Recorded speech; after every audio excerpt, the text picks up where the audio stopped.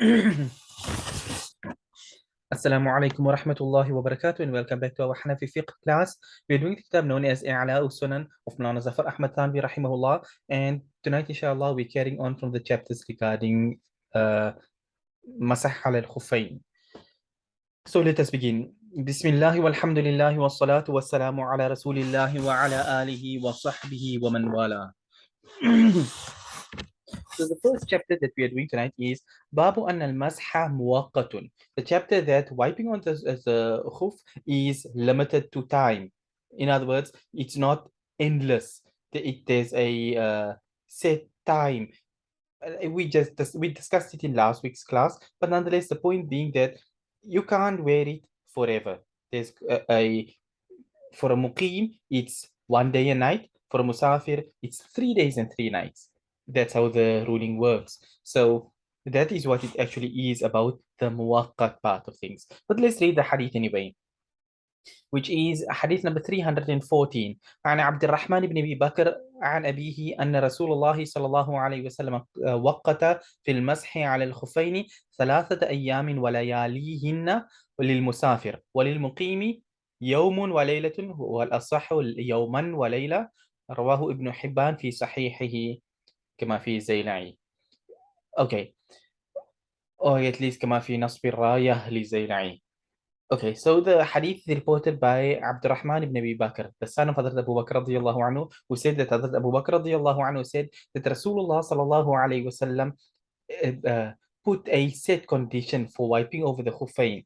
3 days and its nights, meaning 3 days and 3 nights for a musafir, and for a muqim, 1 day and its night, 1 day and 1 night for a muqim. So if you are not a traveler, you can only do it for 1 night. If you're a traveler, you can do it for 3 nights. And like I say, we discussed this last week where I explained what is meant by 1 day and 1 night. It starts from the point when your wudu has broken, not from the point when you've put it on. So if you worn your khuf in total as a muqim for 3 days, because for 3 days your wudu did not break, then sure, no problem with that. But anyway, so why is there a reason for a chapter like this? I mean, shouldn't this be straightforward? The reality is, okay, we're not really delving that deep into the fiqh differences between the madhahib and different opinions that ulama held. But nonetheless, the reason why such a chapter exists in the first place is because there is an opinion amongst some ulama that you can actually have it longer than 3 days and 3 nights and 1 day and 1 night. Because of the existence of a narration where a Sahabi now say, and Nabi Sallallahu Alaihi Wasallam had said, we asked 1 day, and Nabi Sallallahu Alaihi Wasallam said fine, and then 3 days fine. And he says, if we were to ask more, Nabi Sallallahu Alaihi Wasallam would have extended it further. In other words, we could probably have been sitting with 5 days and 5 nights, or 7 days and 7 nights without taking off your khuffain. So I'm only mentioning it for the sake of broadening your horizons with regards to what all is out there. But nonetheless, the fatwa is upon 3 days and 3 nights. Now, the ulama have explained and refuted the viewpoint that says there's a possibility of being more than three on account of the fact that the practice, and here's one thing from a Hanafi perspective. As a Hanafi, Al-Fiqh al-Akbar of Imam Abu Hanifa rahimahullah, which is a book of Aqidah, because that is known as the greatest fiqh. It's the most important thing. All your salah and everything comes after your Aqidah. If your Aqidah is corrupt, nothing else is accepted from you. So anyhow, part of what Imam Abu Hanifa rahimahullah mentions in Al-Fiqh al-Akbar as a point of Aqidah is the wiping over the khuffayn. Now, there's already many things even behind this, which was for a lengthy period of time, Imam Abu Hanifa rahimahullah did not accept the wiping over the khuffayn, because a narration came to him and he said, no, this one is weak. And another one came and it's like, this one has a weak chain here, this is some issue, that is a problem, like that, because there was some weakness and other in the chains that were coming to Imam Abu Hanifa rahimahullah. And the thing was that we have the Quran which says wash your feet, so therefore you couldn't override the ruling of washing to wipe unless there is something which is 100% established. So while there were narrations which had weaknesses in it, Imam Abu Hanifa rahimahullah did not accept these narrations, and that is why and that is why it went on in this manner until the time came when the sufficient established proof were now, and Imam Abu Hanifa said, yes, now these narrations are authentic, and thus the wiping over the khuffain is established in a mutawatir form. Then, Imam Abu Hanifa said, yes, it's reached that level where there's not a problem. You can make masah on your khuffain. Does it comes from a point of usul, you can't make ziyada on the Quran with the khabri wahid, things of this sort. So because of this, it extended. And thus, in Al-Fiqh al-Akbar, when Imam Abu Hanifa rahimahullah states his aqidah and the aqidah of Ahlul Sunnah wal Jama'ah, then he states that we believe in wiping over the khuffain. We are not the Shias who wipe over their feet because they don't now again wash their feet. But nonetheless, so when it comes to Masah al-Khuffain, we say yes, you can do so. So, like I said, you have the various opinions, and then those who said that now, yes, you can wipe, there's a possibility you can wipe for 5 days, but nonetheless, the practice, the established practice of Nabi sallallahu alayhi wasallam and the Sahaba radiallahu anhum, and the explicit wordings, everything shows and limits it to 3 days and 3 nights and 1 day and 1 night. And in order to add beyond that, you would need to have strong dalil, and that does not exist. For a Sahabi to say, if we had asked, then it would have been extended. Sure, but they did not ask. Thus, it was not extended. So that statement of the Sahabi is not saying that you can wipe for 5 days and 5 nights. But nonetheless, I'm just mentioning it just so you are aware that such an opinion is out there in the world. But nonetheless, like I say, the fatwa is upon 1 day, 1 night for a muqim, 3 days, 3 nights for a musafir. This narration is reported by Imam Ibn Hibban al-Busti, rahimahullah, in his Sahih. And this is mentioned by Imam Az-Zayla'i, rahimahullah, in Nasr al-Raya fi takhrij ahadith al-hidayah.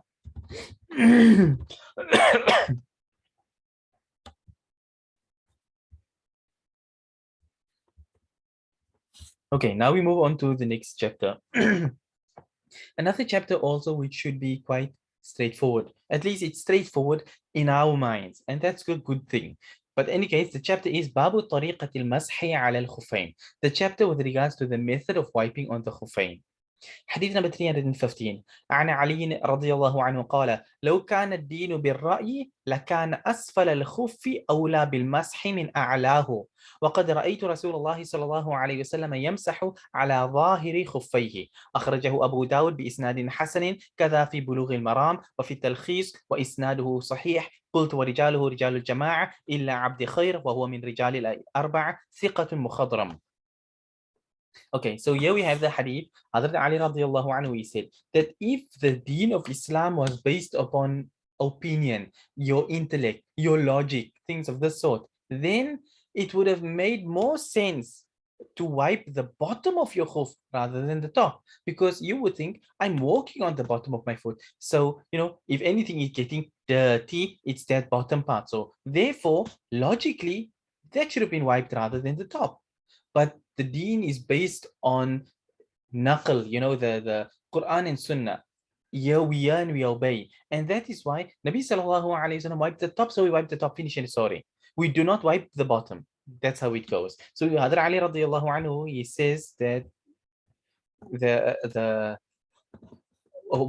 it would be more, correct in that case. If the deen was based on logic, then it would be more correct that you wipe the bottom of your khuf than the top. But he says, and I had seen Rasulullah sallallahu alayhi wasallam wiping the top of the khuf, not the bottom, the top. Imam Abu Dawud rahimahullah reports this hadith in his Sunan with a Hasan chain, which means it's suitable to be established and proof to be derived from it. This is mentioned in Bulugh al-Maram in Adillat al-Ahkam of Imam Ibn Hajar al-Asqalani rahimahullah, and it's mentioned in At-Talkhis al-Habir also by Imam Ibn Hajar al-Asqalani rahimahullah that wa isnaduhu sahih, the chain of narration is actually sahih, not Hasan. Even though, like I say, Hasan is sufficient to draw masail and things from, but the Imam Ibn Hajar, he says that in reality, the chain of narration is sahih, not just Hasan. As Imam al-Bayquni states والحسن مرفوع طرقا وغدت رجاله لا كالصحيح اشتهرت. When he explains the difference between Hassan and Sahih, both of them are authentic. The only difference is that the narrators found in a chain which deems it to be Hassan is that they are not as famous and okay, let me not put it anything else. They're not as famous as the other narrators. So in other words, let's put it this way. There's a lot. If I were to give a modern example, there are many ulama in the world today. Many who come from India, Pakistan, Deoband, Korangi, Jalalabad, Tatkeshwar, you take your pick. But there are certain names who are well known. So, for example, if you say Mufti Taqi Usmani, Mufti Nizamuddin Shamzai, let's say people who've passed away, even Maulana Masiullah Khan Saab, you've got Maulana Yusuf bin Nouri, you got names like this that stand out. There were still tens of thousands of other ulama in their time, people who were uprighteous and reliable and everything. But if Maulana Yusuf bin Nouri says something and another teacher in the madrasa, for example, said something, Maulana Yusuf bin Nouri, with his level of knowledge and stuff and his acceptance and reliability, would his statement would hold a higher rank than that person, if we're talking in the context of hadith. So that's the only difference. So Hassan narrations are 100% authentic and reliable. It's just that the narrators are not as famous. Now, where does fame come in? How does fame play a role? Have you been in the limelight? No, you don't. The point being that there are some people, like, for example, Imam Abu Hanifa rahimahullah had thousands of students. But we know Imam Abu Yusuf, we know Imam Zufar ibn Hudayl, we know Imam Muhammad ibn al-Hasan al-Shaybani, we know Imam Hassan ibn Ziyad al-Lu'lu'i. You've got certain names that are well known, and then there are thousands that aren't known. So does that change the fact that they were students of Imam Abu Hanifa? No, it doesn't. Does it change the fact that, for example, Imam Hassan ibn Ziyad, Imam Zufar ibn Hudayl, and others, they cannot compare now with Imam Abu Yusuf and Imam Muhammad, despite Imam Zufar being there, like one of the most senior of the students. But yet they are uh, ranks, let's put it that way. So that's how a Hassan hadith. But nonetheless, I'm only mentioning it because we are dealing with hadith over here. So it's good to know what makes a hadith with that particular grading. But in any case, Imam Ibn Hajar says that the chain of narration is actually Sahih, not Hassan. Malana Zafar Ahmad Tanvi, he says now, the Rijal, the narrators in the chain are Rijalul Jama'ah. Now, what is Al Jama'ah? Not the Al Jama'ah party over here in South Africa, who's a political party, not that Jama'ah. We're talking about Al Jama'ah. Al Jama'ah is a terminology of the Muhaddithin, that when they want to say a narration is, or they say Rawahul Jama'ah, Al-Jama'a reported it. There's no person or book called Al-Jama'a. Al-Jama'a means it is reported by Imam Bukhari, Imam Muslim, Imam Tirmidhi, Imam Abu Dawud, Imam Nasai, Imam Ibn Majah. Then they say Al-Jama'a. So here they say the narrators are the narrators of Al-Jama'ah. Not that this hadith is found in the 6 books of hadith, but that each of the narrators in this chain of hadith is found in the 6 books of hadith. But he says, Illa Abdu Khair, except one narrator whose name is Abdu Khair, because وَهُوَ مِن رِجَالِ الْأَرْبَعَةِ, he is from the narrators found in the 4. Who are the 4? When the term Al-Arba'a is used, it means Nasai, Ibn Majah, Tirmidhi, Abu Dawud. So Sahihain, and then you've got the Arba'a. And then you've got the Thalatha and the Khamsa. All these terminologies Muhaddithin use. So when Arba'a is used, it means the 4 Sunan in simple terms. There are many other Sunan, but these 4 kitabs are used. So he says that Abdul Khair is found in his narrations are accepted by Imam Tirmidhi, accepted by Imam Nasai, accepted by Imam Ibn Majah, and by Imam Abu Dawud. All of them have narrated a hadith through him. So he's a reliable person as well. So everybody in the chain is authentic. 99% are found in Bukhari and Muslim as well. In fact, 99.99, because he's the one and only narrator in this chain who's not found over there. Not because they didn't accept him, but because of the fact that the latter Imam had reported from him, and perhaps Imam Bukhari then had not necessarily narrated from them. Or at least didn't come across his narrations in his studies, let's put it this way. Or perhaps Imam Bukhari, for example, held some issue because he felt it cannot be proven he heard from a particular one. There's differences between the Aimma. Nonetheless, it doesn't change the fact that he is a 100% authentic narrator. He's thiqa. Uh, as far as hadith terminology is concerned, when you say somebody is thiqa, it means like he's trustworthy, he's reliable. When the term thiqa is used, it means no issue, take everything that he says. That's how thiqa actually is used. And then he says he's a mukhadram. Mukhadram means that he was somebody who lived in Jahiliyyah and Islam. So you may be thinking, Abdul Khair, he's not a Sahabi, he lived in Jahiliyyah and Islam. Yes, in reality, there are a number of people who are actually of this way. Even when you look at some of the senior tabi'een, you've got the students of Hadrat Abdullah ibn Mas'ud radiallahu anhu, Alqama ibn Yazid, Alqama and certain ones of that sort, of that age, that early first generation of tabi'een. Not all of them were youngsters. Some of them were people who lived in the days of Jahiliyyah, and thus they only ended up coming after Rasulullah sallallahu alaihi wasallam passed away, and thus they ended up becoming now students of Sahaba. So that's how such a thing existed in the first place. Okay, let's move on to the next one. حديث number 316. حدثنا زيد بن الحباب عن خالد بن أبي بكر عن سالم بن عبد الله عن أبيه عن عمر رضي الله عنه أن النبي صلى الله عليه وسلم أمر بالمسح على ظهر الخفين إذا لبسهما وهما طاهرتان. رواه ابن أبي شيبة في مسنده. supposed to be في مصنفه, but okay, كما في نصب الراية.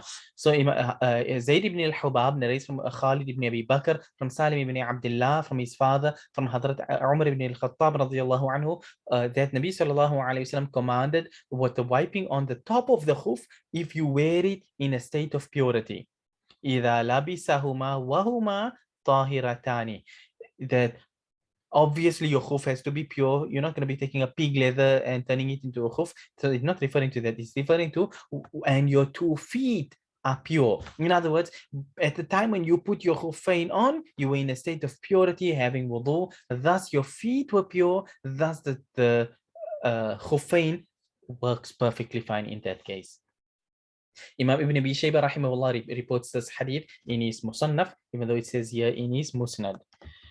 And this is mentioned in Nasb al-Raya of Imam Az-Zayla'i rahimahullah.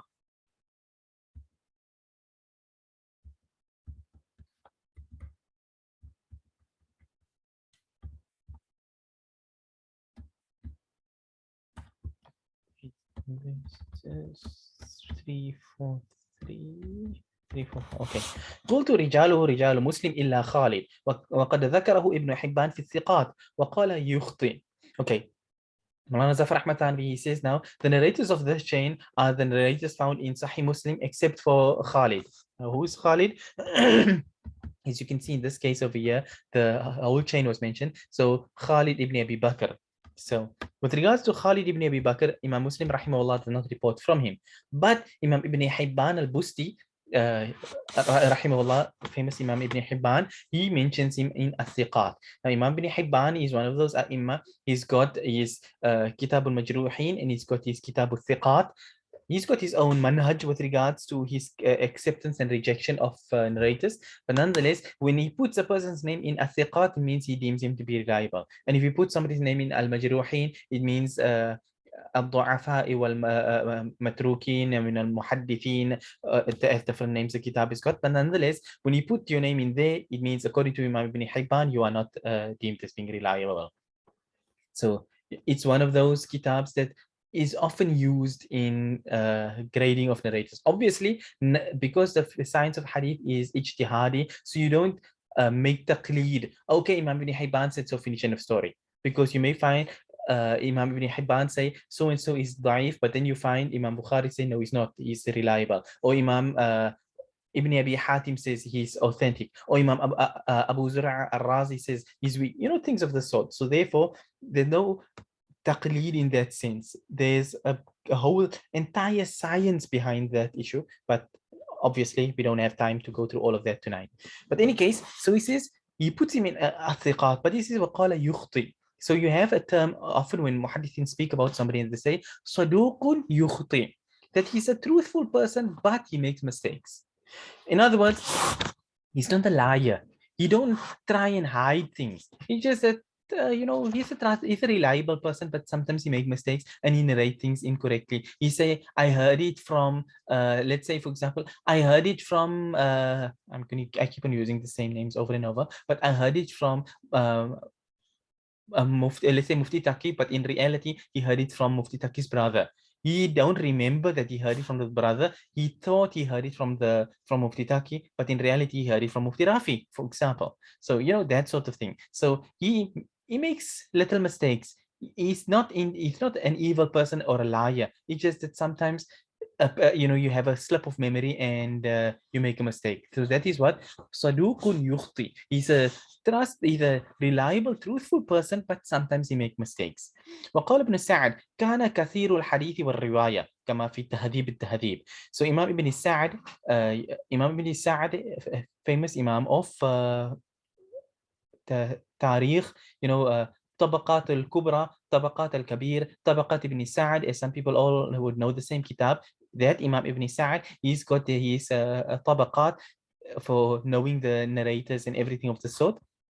So that's the Imam Ibn Sa'd being referred to. And he touches on all of the narrators, not all of them, but many of the narrators in there. So he says that Khalid ibn Abi Bakr is كثير الحديث والرواية. He's a person who narrated a lot of ahadith.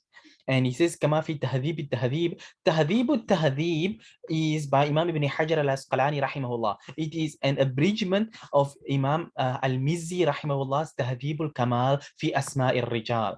Now تهذيب الكمال في أسماء الرجال is massive. It's you actually have to read it, and you see Imam al-Mizzi rahimahullah was one of those. If the A'imma was stars, then Imam al-Mizzi was a sun. That's how Imam al-Mizzi was. And Imam Ibn Hajar al-Asqalani rahimahullah, he came and he took Tahdhib al-Kamal, he made it small, and he wrote Tahdhib al-Tahdhib. And it's a big kitab. And then because Tahdhib al-Tahdhib was big, Imam Ibn Hajar rahimahullah then wrote another kitab, Taqrib al-Tahdhib, where he abridged it short. Now that one is a small, straightforward, simple, to the point type kitab. But obviously when you are wanting details, you go to Tahdhib al-Tahdhib, or if you want a lot of details, you go to Tahdhib al-Kamal. But anyhow, so he says وهذا جرح خفيف, and this is a light jarh.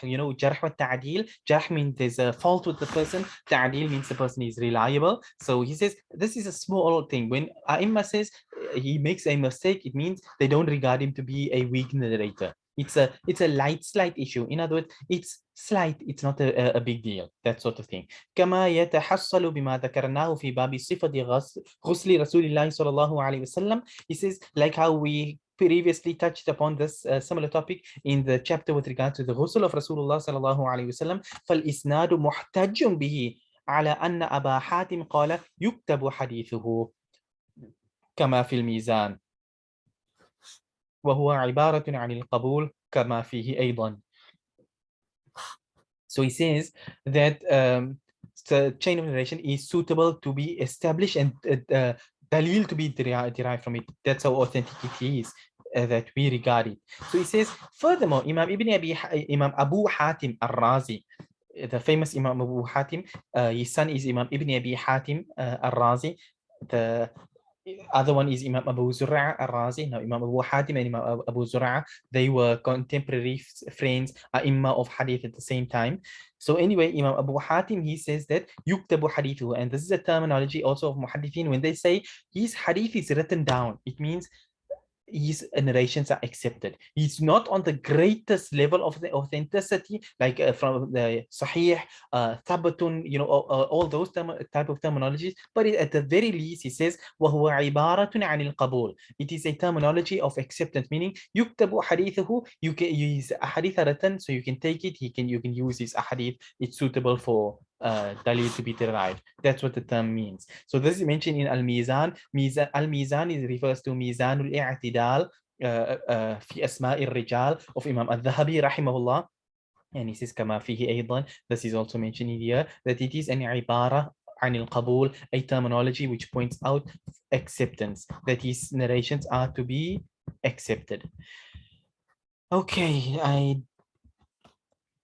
and we won't have time. We won't have time to be able to finish the chapter off. I know I speak too slow and I get digressed too much. But by the way, what's the reason? But just also to broaden your horizons, what's the reason for having a chapter like this of wiping over the khuffain? Shouldn't it be straightforward? It should, and that's why I said it's a good thing that it's straightforward for us. But nonetheless, there does exist an opinion that you wipe the top and the bottom. You wipe over the top and you wipe at the bottom. Now, one Sahabi narrates and he said, I saw Nabi sallallahu alayhi wasallam wiping the top and the bottom of his khuf. Now, the other the fuqaha, they explain, they say no. What had happened is that on occasion Nabi sallallahu alaihi wasallam was making masah on the top, and sometimes there's something under your khuf and you wipe it out, and so the person who was seeing it, he assumed that Nabi sallallahu alaihi wasallam was now also wiping at the bottom of the khuf. But what is established mutawatiran is that Nabi sallallahu alaihi wasallam wiped the top of the khuf. So therefore that is what is established, and that is why these chapters are being brought to establish that fact, that the sunnah and the practice to be done is to wipe the top of the khuf, not the bottom of the khuf. But that being said, we'll stop on this point for tonight, inshallah ta'ala. Next time we can continue on from the next hadith, page 345. But for tonight, we end on this point here. Until next time, we end and we say, وَصَلَّى اللَّهُ وَسَلَّمَ وَبَارَكَ عَلَى نَبِيِّنَا مُحَمَّدٍ سُبْحَانَ اللَّهِ وَبِحَمْدِهِ سُبْحَانَكَ اللَّهُمَّ وَبِحَمْدِكَ نَشْهَدُ أَن لَا إِلَهَ إِلَّا أَنْتَ نَسْتَغْفِرُكَ وَنَتُوبُ إِلَيْكَ وَالسَّلَامُ عَلَيْكُمْ وَرَحْمَةُ اللَّهِ وَبَرَكَاتُهُ.